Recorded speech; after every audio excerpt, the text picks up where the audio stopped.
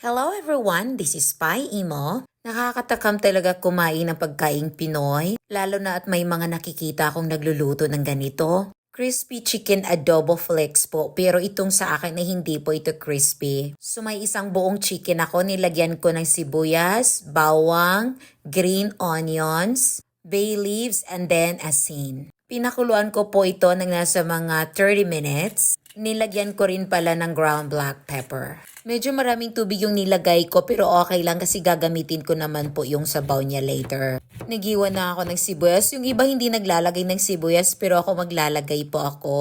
And then next, bawang. Sino sa inyo nakapagluto na ng ganito? Ang sarap-sarap. Lalo na kasi minsanan lang ako kumakain ng ganito. Anyway, kumukulo na pero kailangan ko lang baliktarin muna ito.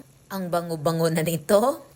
Ayan, after 30 minutes, hinango ko na po. Medyo mainit pa pero kailangan ko na talagang lutuin to kasi may work ako so wala na akong oras. So hindi natin isasama yung buto syempre at saka yung balat ng manok. Nakalimutan ko pala kung ilang kilograms na chicken ito. Mga 1 kilo lang yata ito. Alam nyo itong luto ko ay hindi yata ito adobo kasi hindi ako naglagay ng vinegar. Itong luto ko ngayon ay hindi ko nilagyan ng vinegar. At naglagay ako ng butter para malaman ko yung kaibahan ng lasa. Ganito po karami ng butter yung nilagay ko. And by the way, olive oil po yung ginamit ko. Kaya sabi ko na hindi ito crispy kasi konting oil lang po yung ginamit ko. Nilagay ko na yung bawang and then next ay yung sibuyas. So hahaluin ko lang ito hanggang lumabas yung masarap na amoy. And then nilagay ko na yung chicken flakes.